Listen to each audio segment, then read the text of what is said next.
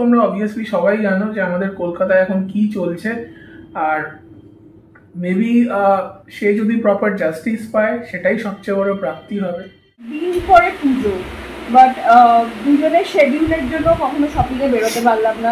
তো বেসিক একটু শপিং তো পুজো তো করতেই হয়। সাফোকেটিং, মানে আমার তো মনে হচ্ছে কোনো এসি কাজ করছে না, এত ভিড়, এসি কোনো হাওয়াই লাগছে। চিয়ার্স।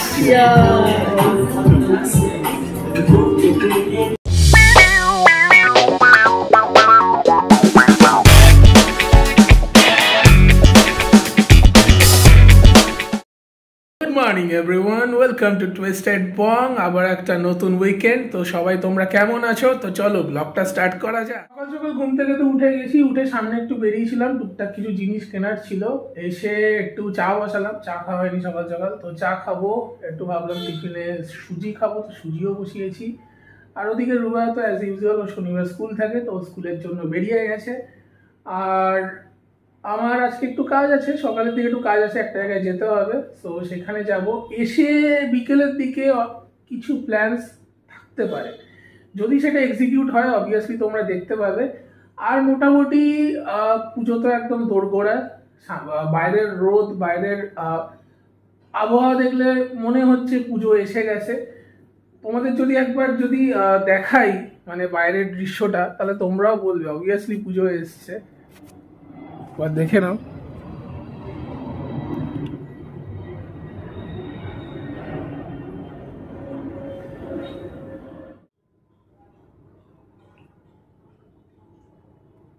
বাইরের রোডটা দেখে তো বুঝতেই পেলে যে পুজো যে একদম দোরগোড়ায় চলে এসছে। কিন্তু এবার কেন জানি না পুজোর সেই আনন্দ বা পুজোর সেই ফিলিংটা মানে মনে হচ্ছে না। কারণ তোমরা অবভিয়াসলি সবাই জানো যে আমাদের কলকাতায় এখন কি চলছে, আর মেবি সে যদি প্রপার জাস্টিস পায় সেটাই সবচেয়ে বড় প্রাপ্তি হবে। কিন্তু তাও বাঙালিদের সবচেয়ে বড় পুজো হচ্ছে দুর্গা পূজা। সো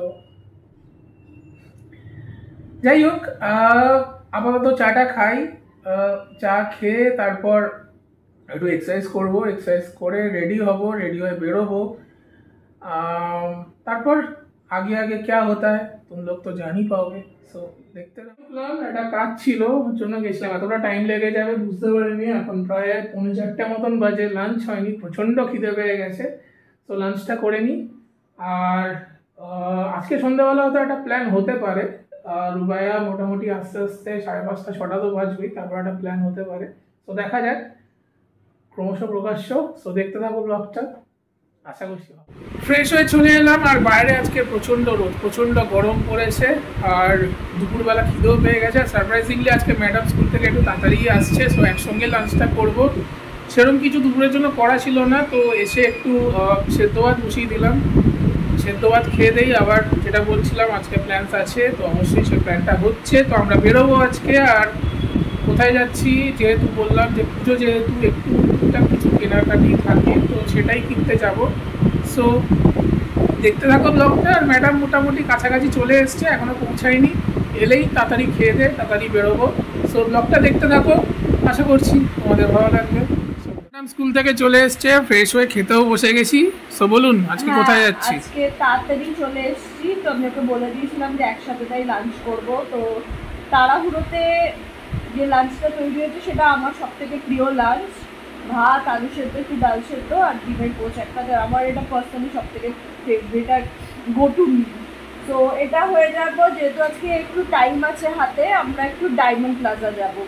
আর জাস্ট কয়েক সপ্তাহ পরে, মানে সপ্তাহ না কয়েকদিন পরে পুজো, বাট দুজনের শেডিউলের জন্য কখনো শপিংয়ে বেরোতে পারলাম না। তো বেসিক একটু শপিং তো পুজো তো করতেই হয়। তো এখন সেই জন্য দেখলাম যে ডায়মন্ড প্লাজাটাই যেটা কাছে, আর যেটাতে আমি অনেক ভ্যারাইটিস পেয়ে যাব। তো দেখি ডায়মন্ড প্লাজাতে যাই, কেমন কালেকশন দেখি, যদি হয়ে যায় খুবই ভালো, নাহলে তো আমাদের অনলাইন শপিং জিন্দাবাদ। সো এখন খাওয়া দাওয়া চলছে, আর এখানে উনি এখন ছুটি থাকলে কার্টুন দেখেন, কার্টুন দেখবেন। তো চলো কি খেয়ে নি, তারপর বেরোনো যাক। হ্যাঁ, 5টা মতন বাজে, এখন বেরোবো।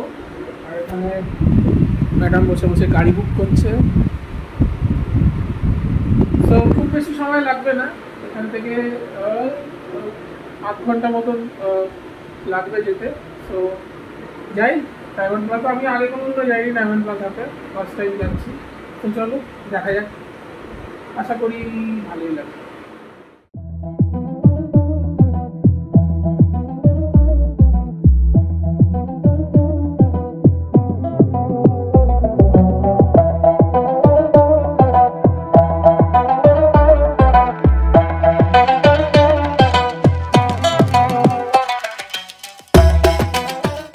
পৌঁছে গেছি। ফার্স্টে যেটা সবার আগে কেনাকাটা করতে হবে সেটা কিছু শাড়ি কিনতে হবে।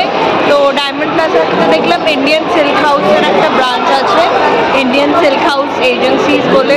তো ফার্স্টে ওখানেই ঢুকে দেখি যে ওদের কীরকম কালেকশন আছে, যদি পছন্দ হয় তাহলে কয়েকটা শাড়ি ওখান থেকে তারা কিনে নেবে।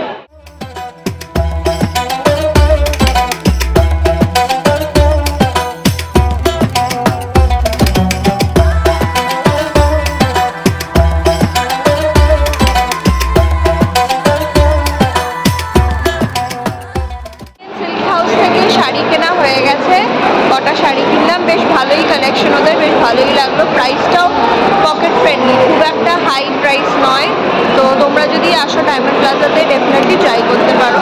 তো এখন একটু এগোচ্ছি একটু ওয়েস্টার্ন জামা কাপড়ের দিকে। তো ট্রেন্ডস আছে, ম্যাক্স আছে, প্যান্টলুন্স আছে, দেখি কোনটাতে যাওয়া যায়।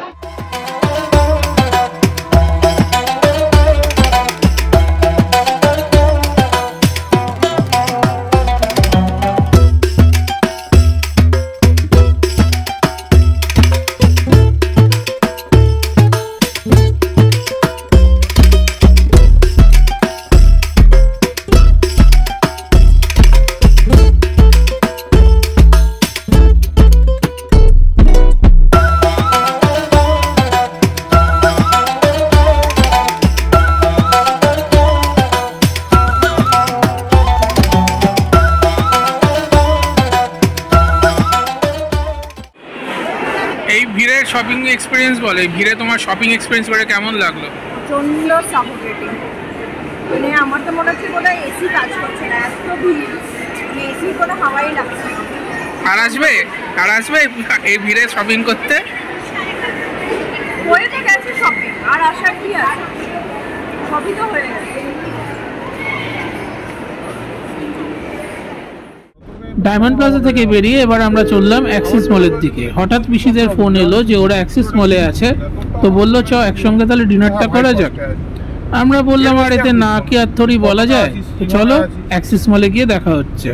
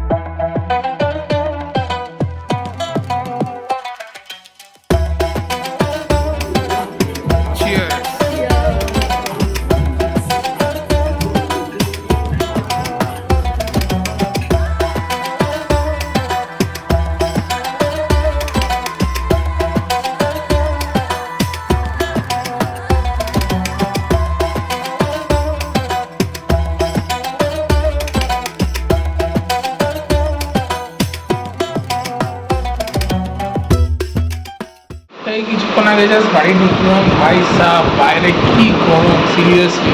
এসে একটু এসিটা চালিয়ে বসেছি, এরপর ড্রেস চেঞ্জ করবো। আর তোমরা তো দেখতেই পেলে ডিনার টিনার সব করে এসেছি, সব ড্রেস চেঞ্জ করে সোজা ঘুমোতে চলে যাবো। যাই হোক, দিনটা বেশ ভালোই কাটলো। আর ডায়মন্ড প্লাজা থেকে বেরিয়ে আমরা গেছিলাম অ্যাক্সিস মলে, ওখানে ফ্রিতে ডিনার করলাম, ছোটো মিশিরাও ছিল। সো বেশ ভালোই কেটেছে।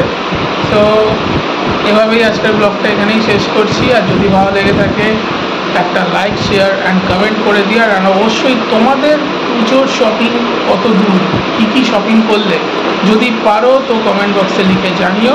সো আর অবশ্যই চ্যানেলটাকেও সাবস্ক্রাইব করে নিও।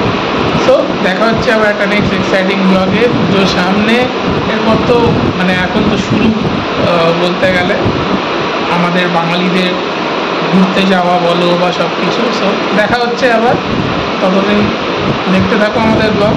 আসছি আবার আরেকটা নতুন ভিডিও নিয়ে। Tata, good night.